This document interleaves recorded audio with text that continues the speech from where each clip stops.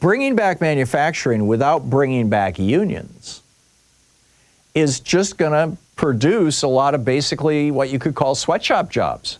You know, no benefits, no pension, no retirement, no decent paycheck because you don't have a union. MAGA jobs scam, how Trump is plotting the new American sweatshops. And this is pretty straightforward stuff.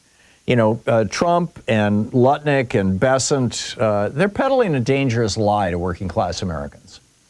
And it's a lie that's really easy to believe because of the experience for most people of their parents or grandparents, for people, you know, my age, our own personal experience. And that is that, you know, back in the 50s and 60s and 70s and even the, you know, throughout the 80s, to a large extent, until Reagan's war on unions really, you know, took effect by the early 90s, you could, with a single manufacturing job, a single factory job, like my dad did working in a tool and die shop. They manufactured tools and dies, you know, for the auto industry. You could, with a single paycheck, buy a house, buy a new car every couple of years, take a vacation, save for your retirement, put your kids through school and college, you know, have a decent life and retire with dignity. So, you know, Trump and Lutnick and Bessent are saying to American workers, you know, we're trying to bring that back. Here's the caveat, though. They're trying to bring it back without unions. Trump is also breaking, I mean, he just, you know, he fired the Democrats on the National Labor Relations Board. He's you know, promoting, you know, anti-union stuff throughout the NLRB. The NLRB is no longer going to, you know, functionally be defending, essentially, people's rights to unionize. So bringing back manufacturing without bringing back unions is just going to produce a lot of basically what you could call sweatshop jobs. You're going to have people making $7, $8, $9, $10 an hour, maybe as much as $15 an hour. I mean, you know, in the auto industry, you've got down south, you've got people making $13, $14 an hour building cars with no benefits. I mean, in most cases, those current job, you know, car manufacturers down in the south, they are offering some benefits, but that doesn't mean that any other industry is going to do it. So, you know, no benefits, no pension, no retirement, no decent paycheck because you don't have a union. I mean, the sole reason why my dad was able to raise me and my three brothers in the comfortable lap of the middle class was because he had a union defending him and the other guys who worked at the tool and die shop. I mean, it was that simple. But there's a second factor here that Trump is completely ignoring, and it's the reason why we should bring back manufacturing. Although, again, I would argue we should bring it back and bring back the unions with it, which, let me just be very clear.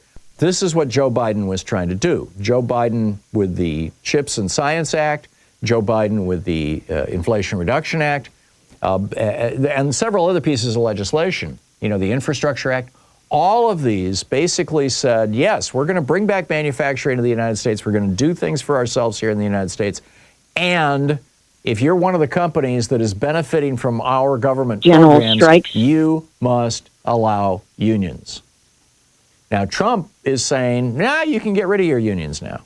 But anyhow, here's the argument for bringing back manufacturing, with or without unions, frankly.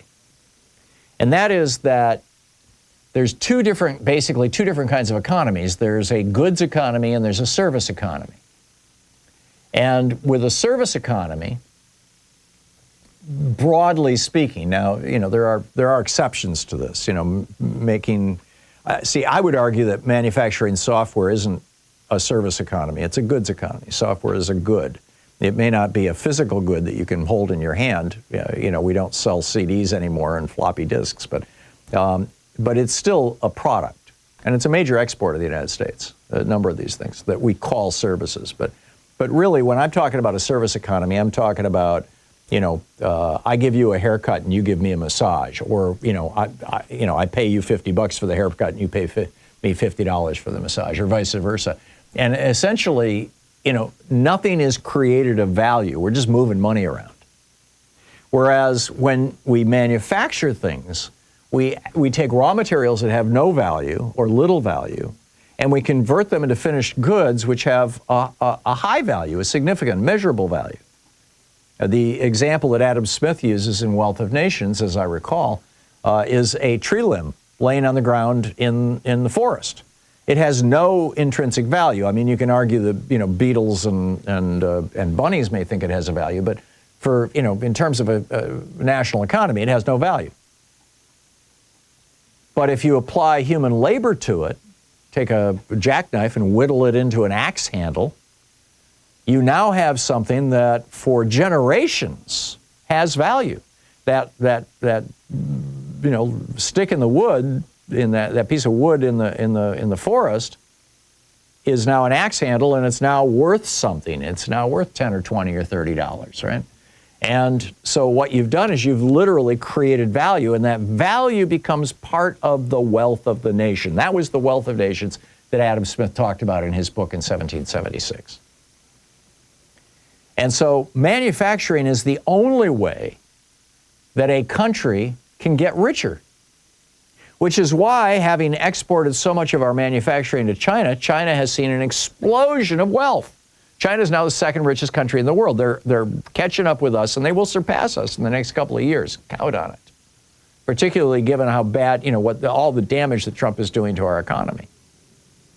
So there's a good reason to bring back manufacturing. It makes your country wealthier. But if you're going to do it, you want to do it with the unions. You want to do it, I mean, we can bring back manufacturing in a way that only helps the fat cats in the manufacturing companies, which is what, Trump and Lutnick and Bessent are advocating. Or you can bring back manufacturing in a way that primarily helps the average working person, which is what Biden was recommending. In either case, we need to bring back manufacturing. But let's not buy this Republican line that bringing back manufacturing without unions is a good thing. It's not.